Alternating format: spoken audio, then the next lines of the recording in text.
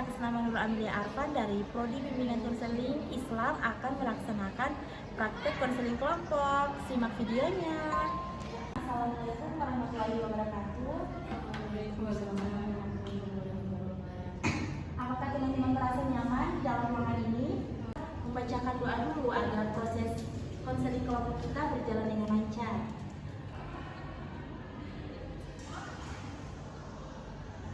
Doanya selesai. Ini seperti canggung, untuk itu lebih baik kita saling mengenal satu sama lain supaya tidak ada rasa canggung dalam konseling kelompok nanti. Untuk itu perkenalan dimulai dari saya dulu. Perkenalkan, nama saya Nurul Amelia Arfan. Nama saya Sajani Nanti. Teman-teman tahu tujuan saya ke sini untuk apa? Tujuan saya ke sini adalah untuk melaksanakan konseling kelompok. Apa sih konseling kelompok? Konseling kelompok adalah proses yang melibatkan beberapa orang untuk mencapai tujuan yang bersama. Tujuan yang bersama itu seperti apa? Sama-sama menyelesaikan masalah, sama-sama meningkatkan keterampilan dalam diri. Konseling kelompok ini memiliki 3 asas. Asas yang pertama, asas kerahasiaan. Asas kerahasiaan adalah informasi masalah yang disampaikan teman-teman kepada saya. Selama proses konseling ini mulai sampai berakhir, saya tidak punya kewajiban untuk menyampaikan masalah ini kepada pihak yang lain ataupun pihak ketiga. Yang kedua, asas keterbukaan. Di sini teman-teman didorong untuk terbuka, jujur untuk menyampaikan pikiran maupun perasaan yang ada dalam diri teman-teman sekalian. Yang ketiga, asas ketidakpaksaan. Jadi di sini bersifat sukarela. Saya tidak bisa memaksa teman-teman untuk menyampaikan masalah teman-teman yang memang benar-benar itu bersifat privasi ataupun sangat pribadi sekali. Itu adalah 3 asas yang ada dalam konseling kelompok. Jadi teman-teman tidak usah merasa takut ataupun canggung dalam menyampaikan masalah-masalah yang ada dalam pikiran maupun perasaan teman-teman sekalian. Untuk itu kita masuk pada tahap penyampaian masalah teman-teman. Dimulai dari siapa dulu di sini? Dimulai dari saya. Terima kasih. Mungkin di sini masalah yang ingin saya sampaikan dalam proses konseling kelompok ini adalah kesulitan saya untuk memanajemen waktu, di mana karena kebiasaan saya untuk menonton film sampai larut malam. Hal ini menyebabkan saya sering bangun terlambat, dan ketika kuliah pagi, terkadang saya sering absen di mata kuliah yang masuknya pagi karena saya bangun kesiangan. Mungkin itu masalah yang saya hadapi. Jadi masalah saya ini mengenai dengan waktu yang tidak teratur. Dilanjutkan dengan masalah aplikasi. Saya di sini tuh saya menunda tugas yang diberikan oleh guru, sehingga pada saat waktunya tiba tuh kayak ini rasa kayak segagawan gitu, sampai kayak keinginan untuk tidak masuk kelas sehingga tugas yang belum selesai. Masalah aplikasi ini mengenai dengan menunda tugas. Oke, dilanjutkan dengan masalah sila.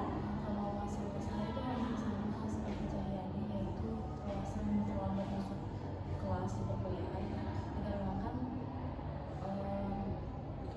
jarak kos yang ke kampus saya itu lumayan jauh, jadi membutuhkan waktu yang lama. Jadi masalah sila ini mengenai dengan jarak rumah dan kampus saya itu jauh sehingga membuat dia tidak dapat waktu untuk datang ke kampus. Masalah teman-teman semua ini sangat istimewa lah, bisa dibilang wah sekali ya. Tapi di sini saya dibatasi dengan waktu, di mana waktu yang saya butuhkan adalah 50 menit. Untuk itu kita sepakati untuk membahas satu masalah saja. Di sini siapa yang ingin sepakat untuk membahas satu masalah saja? Kalau masalah saya sih kita membahas masalahnya Cahyani. Mengenai dengan aplikasi. Jadi masalahnya yang tadi mengenai dengan waktu yang tidak teratur. Bagaimana pendapat ataupun solusi dari teman-teman untuk Cahyani agar dia tidak lelet dalam membagi-bagi waktu? Saya mengusulkan yang pertama itu harus buat jadwal supaya aktivitas yang dimiliki dari sehari-hari itu dia sesuai dengan jadwal. Dan yang kedua itu harus kurangi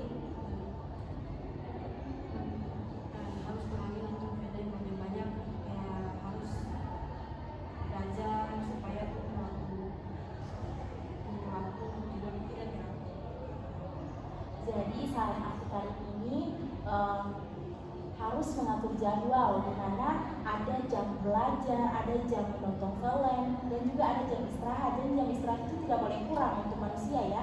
Jadi Cahyani tidak boleh mengurangi waktu tidur karena bisa mengganggu aktivitas di pagi hari, di mana ada jam-jam tertentu untuk masuk kampus. Jadi Cahyani harus lebih teratur dan pandai-pandai untuk mengatur waktu. Bagaimana dengan saran dan solusi dari Lucia? Kalau saya itu saya fokus kepada journaling, karena journaling itu kan bagaimana kita menyampaikan apa yang kita rasakan gitu. Jadi contohnya ketika kenapa sih Cahyani selalu kenapa dia selalu nonton film sampai larut malam, kira-kira menonton film itu bisa digantikan dengan apa gitu ya, lebih produktif. Mungkin nonton podcast, dan juga harus dibatasi gitu. Ketika nonton film itu hanya beberapa jam saja, di situ ya kita beralih kepada aktivitas Ya, jadi Cahyani sama saja ya, tadi semua pendapat dan solusinya sama, tetap harus pandai-pandai mengatur waktu, jangan terlalu buang-buang waktu hanya untuk aktivitas yang memang tidak berguna ya, ataupun tidak mendapatkan hasil apa-apa.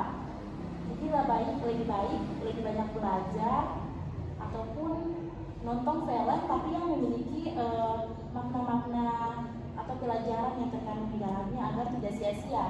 Tapi alangkah baiknya juga harus dibatasi supaya aktivitas pagi harinya tuh tidak terganggu gitu. Mungkin itu saja yang dapat kami selesaikan hari ini. Jika teman-teman ingin melanjutkan konseling kelompoknya, jika teman-teman ingin melanjutkan konseling kelompoknya, insya Allah kita lanjut pada minggu depan nanti ya. Untuk itu, lebih dan kurangnya saya mohon maaf. Assalamualaikum warahmatullahi wabarakatuh.